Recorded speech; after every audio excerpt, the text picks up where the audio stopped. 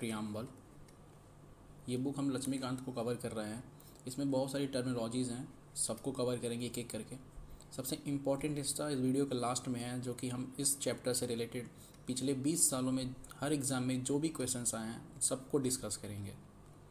तो आगे चलते हैं। चैप्टर शुरू होता है प्रियम्बल ऑफ कॉन्स्टिट्यूशन। सबसे पहले ये जानने की कोशिश करेंगे कि कॉन्स्टिट्यूशन क्या है। तो कॉन्स्टिट्यूशन जैसे कि एक फ़ोन को या किसी डिवाइस को रन करने से पहले आपको मैनुअल की ज़रूरत पड़ती है कि इसको ऑपरेट कैसे करना है, कि ऑपरेट करना कैसे है, इसकी जानकारी किससे मिलती है? तो मैनुअल से। तो इतना बड़ा देश है, इसको कैसे ऑपरेट करना है, इसके लिए भी तो कुछ रूल और रेगुलेशन का सेट चाहिए। तो वो सेट जिस मैनुअल में लिखा है उसी मैनुअल का नाम क्या है? कॉन्स्टिट्यूशन। अब तो कॉन्स्टिट्यूशन तो रफली समझ में आ गया कि क्या है। अब बात आती है कि प्रियम्बल क्या है। आखिर प्रियम्बल क्या है? तो प्रियम्बल को समझने से पहले आप यहाँ पे आइए। आप कोई मूवी देखने जाते हो, तो मूवी देखने जाते हो तो सबसे पहले क्या देखते हो? मूवी का नाम या थीम। बेसिकली लोग दोनों देखते हैं, लेकिन ज़्यादातर इंटरेस्टिंग क्या होता है? थीम। थीम जानने के बाद लोग डिसाइड करते हैं कि वो मूवी देखनी है या नहीं देखनी है, या मूवी किस पे सेंट्रिक है। एग्जैक्ट उसी तरीके से कोई बुक है, वो बुक का ऑब्जेक्टिव क्या है, वो किस थीम पे बना है, लोग उसकी ऑब्जेक्टिव को देखते हैं तब बुक को रीड करते हैं। एग्जैक्ट उसी तरीके से जो ये कॉन्स्टिट्यूशन इतनी मोटी किताब आप लिख रखे हो, उस किताब में आखिर थीम क्या है, उसका ऑब्जेक्टिव क्या है उस बुक का, वो कहाँ लिखा हुआ है? तो वो लिखा हुआ है प्रियम्बल में। तो प्रियम्बल को आप कह सकते हो प्रीफेस या इंट्रोडक्शन ऑफ कॉन्स्टिट्यूशन। यहाँ पे दो बातें ध्यान रखने वाली हैं जिनसे क्वेश्चन बन सकते हैं। पहला, United state of America USA वो दुनिया का पहला ऐसा देश था जिसने प्रियम्बल को क्या करा? कॉन्स्टिट्यूशन में अपने इंक्लूड करा था। And second one is N.A. पालकी वाला ने प्रियम्बल को क्या कहा है? Identity card. ठीक, नेक्स्ट।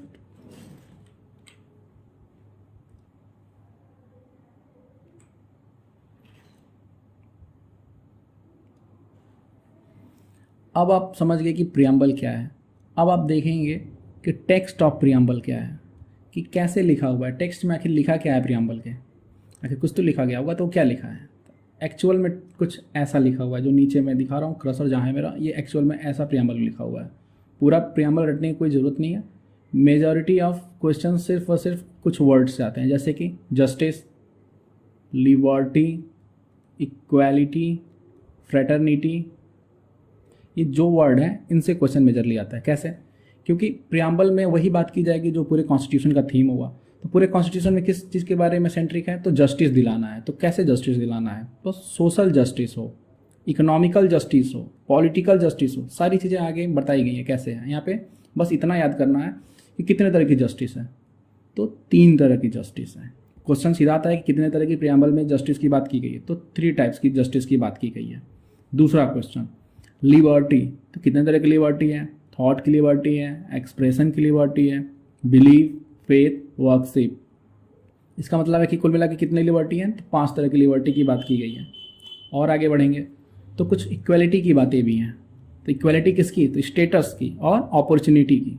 कितने तरह की हो गई? 2। अब इसमें मेन चीज़ ये जानना है कि नंबरिंग इनके जान जाओ और कितने तरह की ये होती हैं ये जान जाओ। क्वेश्चन प्रियम्बल से जो पूछेगा, आगे सारी क्वेश्चंस का सेट है, वहाँ पे सॉल्व कर लेंगे। अब आइए इंग्रेडिएंट ऑफ प्रियम्बल पे, कि प्रियम्बल का कौन कौन से इंग्रेडिएंट हैं। जैसे कोई आप चीज़ बनाते हो, कोई डिश बनाते हो, तो उनमें भी कुछ रॉ मटेरियल का इनपुट लगता है। एग्जैक्ट उसी तरीके से पहला है source of authority of constitution. आखिर आपने इतना बल्कि किताब बना दिया, इतने लॉज हैं उसमें, तो उनकी जो अथॉरिटी, जो पावर, वो पावर डिराइव कहाँ से होगी? तो पावर डिराइव होती है आपकी पीपल ऑफ इंडिया। जो यहाँ पे लोग हैं उन्हीं से वो पावर डिराइव होकर जाती है। कैसे? आखिर ये पावर लोगों से ऊपर कैसे पहुँचती है? तो इलेक्शन के थ्रू। आखिर कोई मेंबर होता है ऊपर, हेड ऑफ स्टेट क्या है? इलेक्टेड है। ठीक है, तो यहाँ से वो पावर ऊपर ट्रांसफर हो जाती है। सेकेंड वन इज, ये प्रियम्बल नेचर ऑफ स्टेट भी दर्शाता है, एक तरीके का नेचर ऑफ स्टेट भी डिक्लेयर कर देता है, बता देता है। जैसे कि सॉवरेन है, सोशलिस्ट, सेकुलर, डेमोक्रेटिक, रिपब्लिकन, ये सारी चीज़ें आगे डिस्कस है, इसलिए हम यहाँ पे ज़्यादा ध्यान नहीं देंगे इस पर। आगे बढ़ेंगे। प्रियम्बल ऑब्जेक्टिव को भी शो कर देता है कि हमारे कॉन्स्टिट्यूशन का ऑब्जेक्टिव क्या है, स्पेसिफाइड करता है किस चीज़ों को। तो जस्टिस को, लिबर्टी को, इक्वालिटी को, फ्रेटर्निटी को, इन्हीं सारी चीज़ों को श्योर करता है पीपल ऑफ इंडिया के लिए।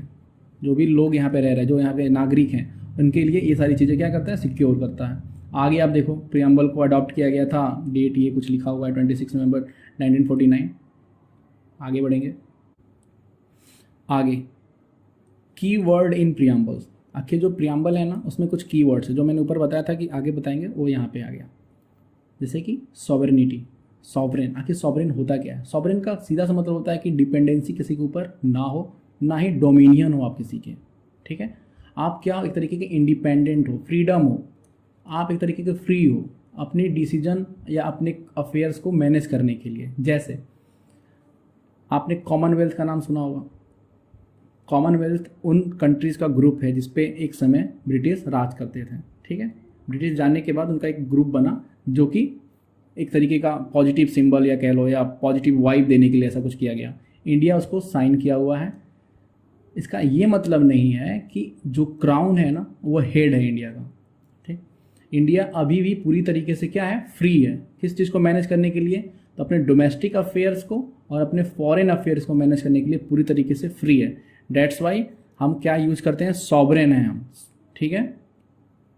आगे देखेंगे दूसरा वर्ड, दूसरा जो टर्म आया था आपका प्रियम्बल में, वो था सोशलिस्ट। तो सोशलिस्ट वर्ड आया है, सोशलिस्ट और कम्युनिस्ट, ये दो वर्ड आप सुन रहे होंगे, दोनों एक ही बातें करता है। कम्युनिस्ट थोड़ा सा वायलेंट तरीके अपनाता है, सोशलिस्ट थोड़ा सा शांत तरीकों पे विश्वास रखता है। सोशलिस्ट मतलब वेलफेयर स्टेट की बात होती है, आप वेलफेयर की बात करोगे, यहाँ पे प्रॉफिट मैक्सिमाइजेशन की बात नहीं होगी, यहाँ पे सोशल वेलफेयर की बात होगी। जैसे कि सोशलिज्म जो है वो एक पॉलिटिकल क्या है, थॉट है, एक विचार है, एक राजनीतिक विचार है, जो कि क्या बात करता है कि ऑल पीपल आर इक्वल, सभी लोग क्या हैं, बराबर हैं। दूसरा कि जो भी रिसोर्सेज हैं, जो भी पैसे हैं, जो भी कुछ भी आपके नेशन के अंदर क्यों ना हो, वो सारी चीज़ें इक्वल डिस्ट्रीब्यूट होनी चाहिए, किसी के पास गैदरिंग नहीं होना चाहिए। इसीलिए सोशलिस्ट और कम्युनिस्ट आप सुने होंगे, वो कैपिटलिज्म का क्या करते हैं, विरोध करते हैं। यहाँ पे देखेंगे कुछ इंपॉर्टेंट चीज़ें हैं। सोशलिज्म के बहुत सारे टाइप्स हैं, ठीक है। जैसे कि गांधीयन सोशलिज्म, मार्क्सिज्म, जो मार्क्स थे उनका सोशलिज्म अलग था, ठीक है। गांधीन का अलग मॉडल है, और इंडिया ने एक अलग ही तरह का सोशलिज्म अपनाया है, जिसको कहते हैं, यहाँ पे लिखा हुआ है डेमोक्रेटिक सोशलिज्म। इंडिया ने जो अपनाया है वो क्या है, डेमोक्रेटिक सोशलिज्म। अब आगे आएंगे,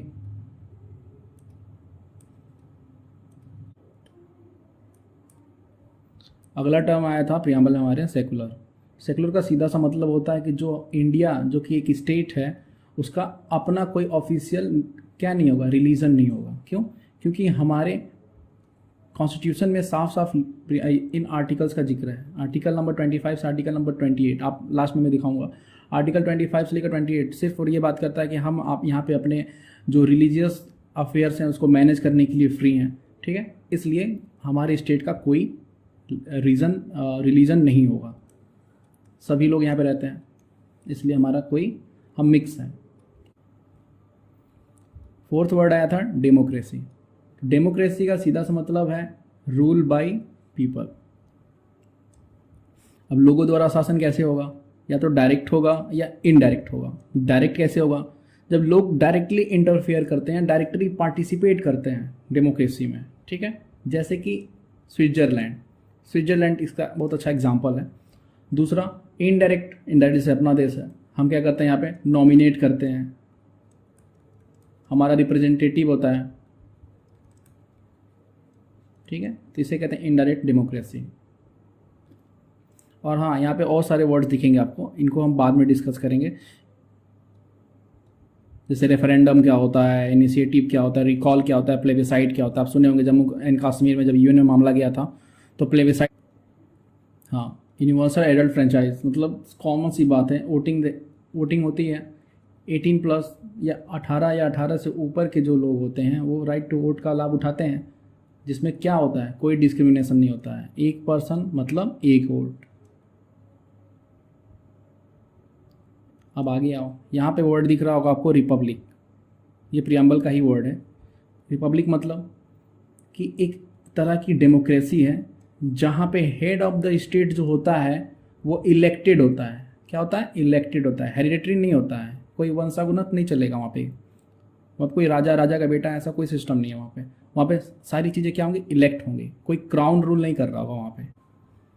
जो 6 पॉइंट था प्रियम्बल का वो है जस्टिस। जस्टिस मतलब न्याय। तो न्याय कितने तरीके की बात की गई थी?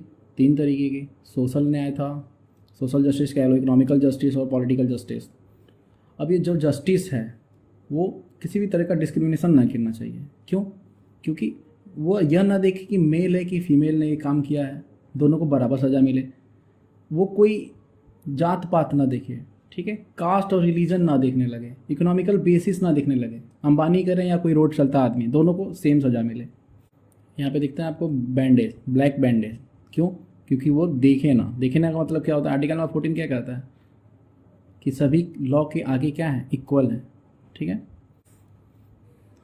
यहाँ पे देखेंगे the idea of justice social economical and political has been taken from the Russian revolution. बहुत सारे वर्ड जो निकल कर आए हैं इसमें, जैसे लिबर्टी, ये सारी चीज़ें कहाँ से आई हैं? ये सभी लिबर्टी जो वर्ड है यहाँ पे, ये भी रशियन रिवॉल्यूशन से ही निकल कर आया।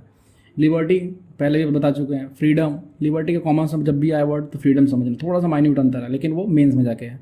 अभी तक बस इतना समझो कि लिबर्टी और फ्रीडम में लगभग एक जैसा ही है, थोड़ा सा अंतर है बस। जैसे कि लिबर्टी, किस बात में लिबर्टी होनी चाहिए आपको?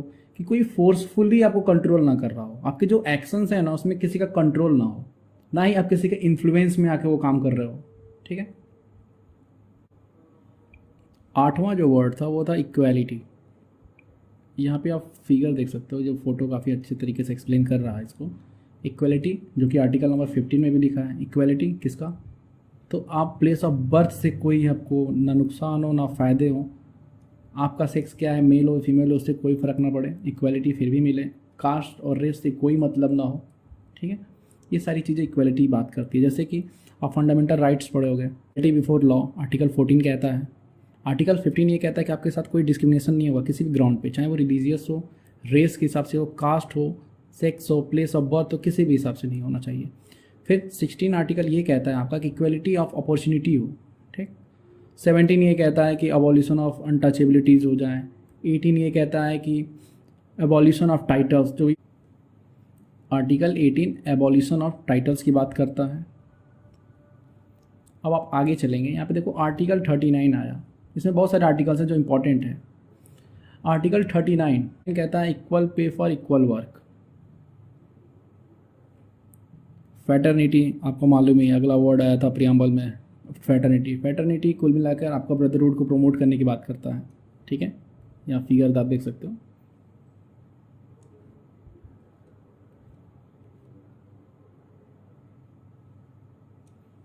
फंडामेंटल ड्यूटीज़ जो 55A में है वो भी ये प्रमोट करता है कि ये एक ड्यूटी बन जाती है। It's a duty of everyone to promote harmony and the spirit of brotherhood. अब यहाँ पे देखें आप, significance of the preamble. Preamble का सिग्निफिकेंस क्या है? पहले तो आप ये याद कर लो कि के एम मुंशी ने क्या कहा था? के एम मुंशी ने कहा था कि जो प्रियम्बल है, प्रियम्बल, उसको कहा था हॉरोस्कोप ऑफ द कॉन्स्टिट्यूशन। ये बहुत बार पूछा जाता है। अब यहाँ पे आप देख लो, जो प्रियम्बल है वो कुछ वैल्यूज़ हैं उसकी, कुछ वैल्यूज़, वो कॉन्स्टिट्यूशन जिस पे बना है उनकी कुछ वैल्यूज़ बता रहा है। वो कौन कौन सी वैल्यूज़ हैं? तो फंडामेंटल, फिलोसफिकल, मोरल और रिलीजियस वैल्यू बताता है किसका? हमारे कॉन्स्टिट्यूशन का। सिर्फ हम कुछ इंपॉर्टेंट चीज़ों को देखेंगे, जैसे कि यहाँ पे देखो एक नाम आया, अर्नेस्ट बार्कर। अर्नेस्ट बार्कर क्या है? इन्होंने की नोट कहा था किसे? प्रियम्बल को। नाम पूछ लेता है स्टेटमेंट देकर। तो नेक्स्ट है preamble as a part of the constitution. क्या प्रियम्बल कॉन्स्टिट्यूशन का पार्ट है या नहीं? बहुत सारी मेजॉरिटी है जो यस कहती है, कुछ लोग नहीं मानते हैं। बहुत सारे केसेस हैं, Berubari union case, Kesavananda Bharati case, ये सारे केसेस क्या हैं? बहुत बेंचमार्क केसेस हैं, इन पे मैं वीडियो बनाऊंगा अलग से। यहाँ पे देखिए आखिर ये पार्ट है या नहीं है, इसमें कंट्रोवर्सी कैसी है। देखिए, जब आप बात करते हो प्रियम्बल की, तो प्रियम्बल में जो भी चीज़ें लिखी हुई हैं, जो लोग इसको मानते हैं कि ये पार्ट नहीं है, वो लोग ये कहते हैं इसलिए पार्ट नहीं है क्योंकि रीज़न देते हैं इट इज़ नॉट इन्फोर्सेबल। आप इसको कोर्ट में इन्फोर्सेबल नहीं करा सकते हो, ना ही इससे आप कोई जस्टिस पा सकते हो। ठीक है, और जो लोग कहते हैं कि नहीं ये पार्ट है, उनका आर्ग्यूमेंट ये रहता है कि ये कॉन्स्टिट्यूएंट असेंबली द्वारा क्या हुआ था? अडॉप्ट किया गया था। डेट्स वाई ये मानते हैं कि कॉन्स्टिट्यूशन का पार्ट है। ये आर्टिकल आप देख लीजिएगा, आर्टिकल 25 और आर्टिकल 28।